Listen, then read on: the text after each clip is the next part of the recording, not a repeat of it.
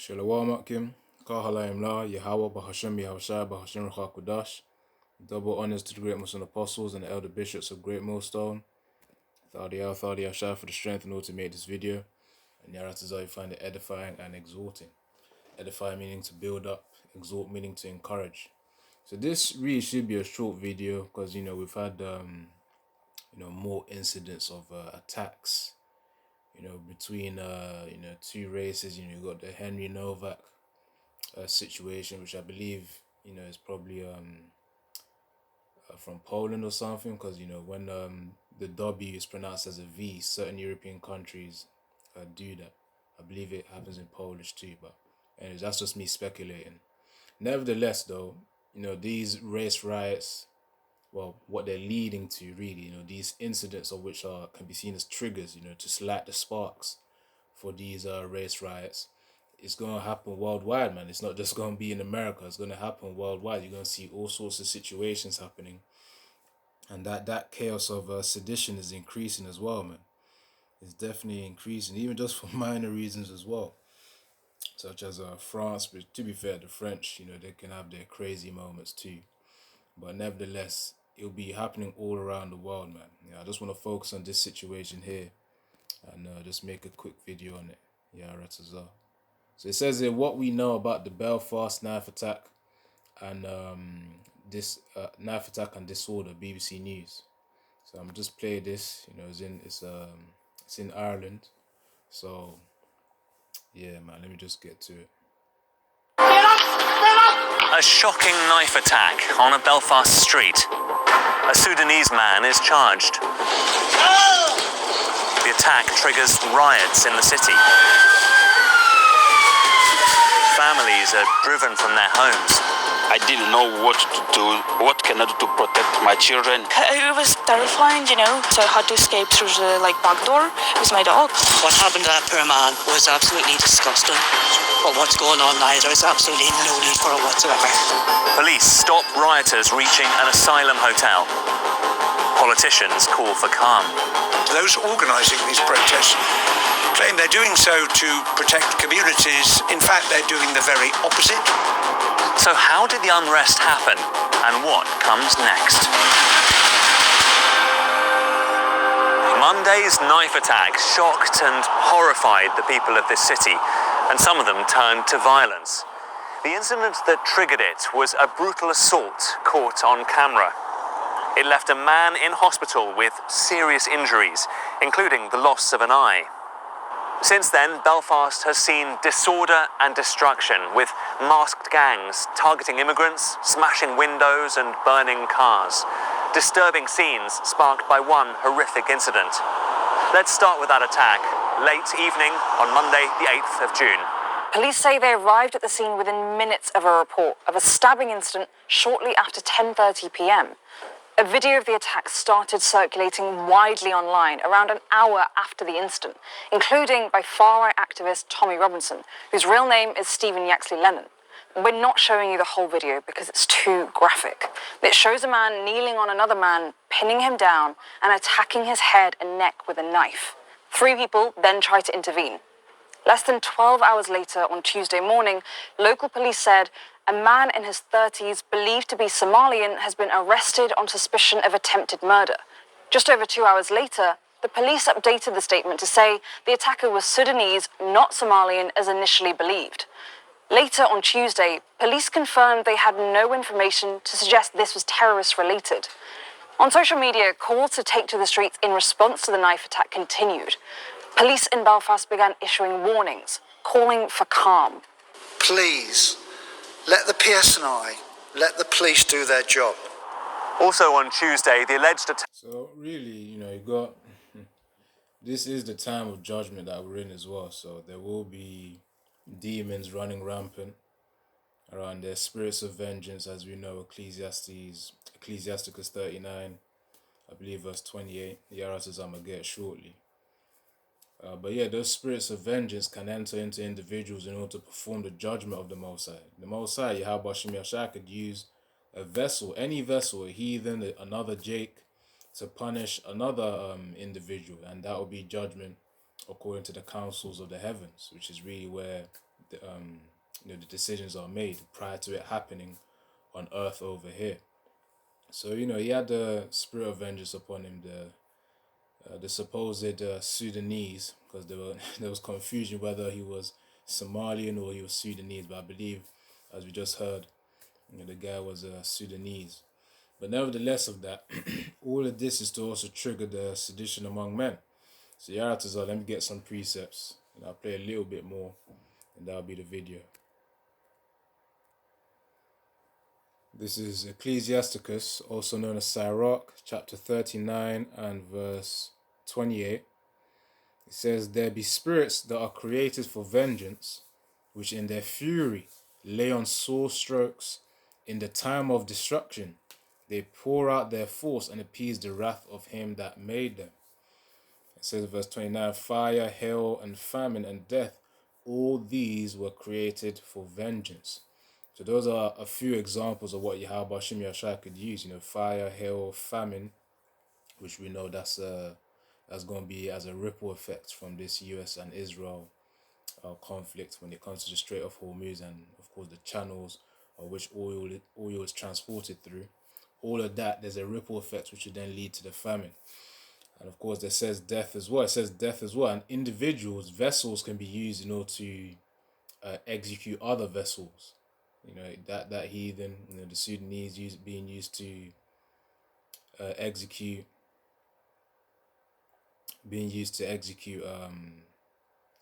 another well, I say another heathen, but he could have been Jake also, man, because there are a lot of Jakes over there, in the Ireland region. So that's the point there. Let me get to another one.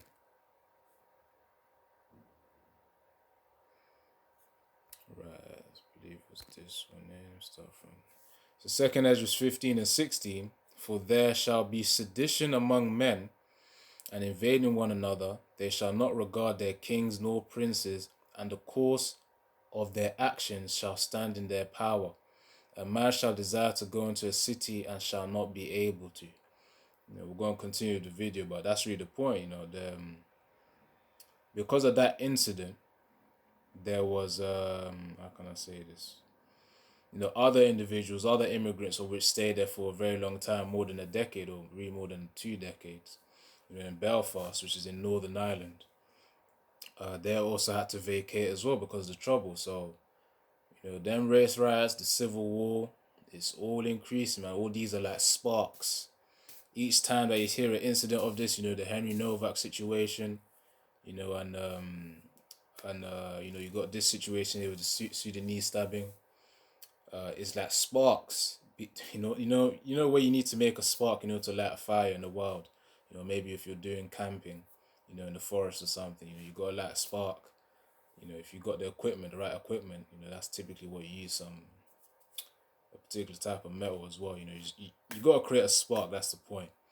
And then from that spark, that's how you light the fire. So essentially, all these can be likened as sparks in order to create this sedition among men. A man shall desire to go into a city and shall not be able to, because there'll be all sorts of chaos and demons roaming around, like saying, "Nah, you're not allowed in this area. This is only for a certain race." And then, hear that, there's going to be regions, man. There's going to be regions. All these division, all these incidents would then lead to that place or that time where it's like, "No, you're not allowed in this area, mate.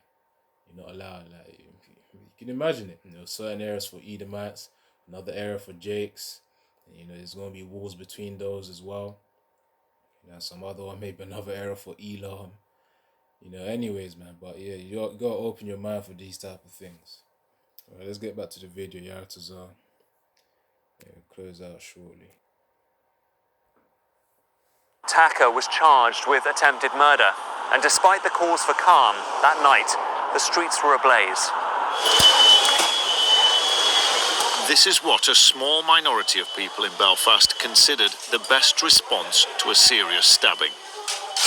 Homes were targeted and burned. Families had to be led to safety through the flames, rescued by emergency services, risking their lives in the most dangerous situation. It's what the authorities feared all day, what they warned against and pleaded not to see.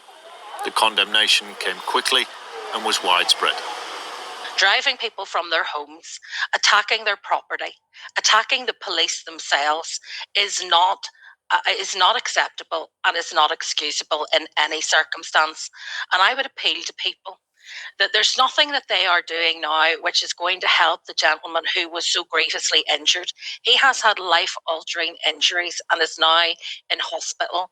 There's nothing that they are doing that is either helping him or his family. And you got to also remember as well, man.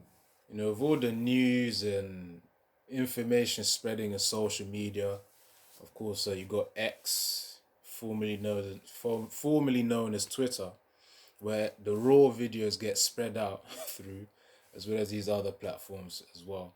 Then you got the official news outlets such as, of course, BBC News over here, you know, Sky News.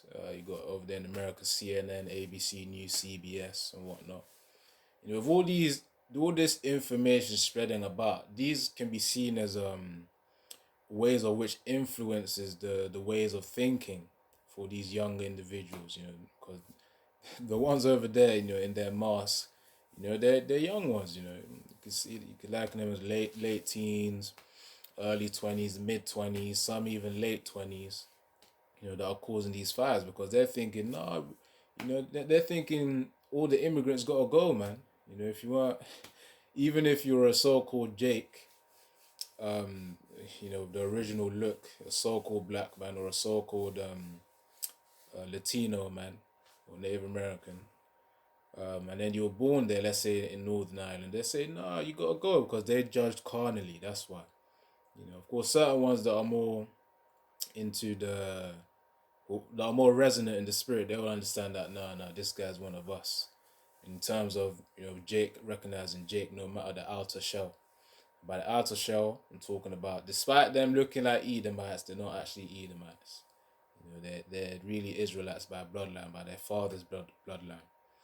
But nevertheless of that, that takes a very advanced mind, which really, if you ain't part of this truth, you know, if it be the gift that Yahweh Shem Yeshua has given you, then, you know, you'd be more merciful on Jake, if you get what I mean.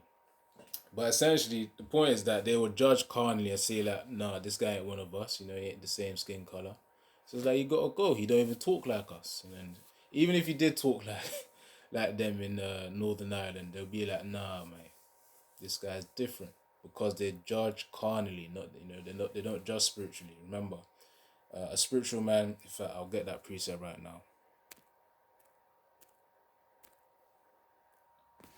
This is 1 Corinthians 2:14. But the natural man receiveth not the things of the Spirit of the Most High, for they are foolishness unto him. Neither can he know them because they are spiritually discerned. So of course, you know, those of whom are of the world, they typically judge by physical means. They don't really judge by spiritual means, or as the modern day people would put it, by energy. You know, they can't judge the energy of a person. So verse 15, but he that is spiritual judgeth all things, yet he himself is judged of no man, because of course he has the ultimate knowledge. You know, these scriptures which help in reasoning and of course making decisions, which is what judge also means, you know, to make a decision with a sound mind, you know, with wisdom. You know, we got the highest level of reasoning in order to be able to make these decisions, in order to be able to judge.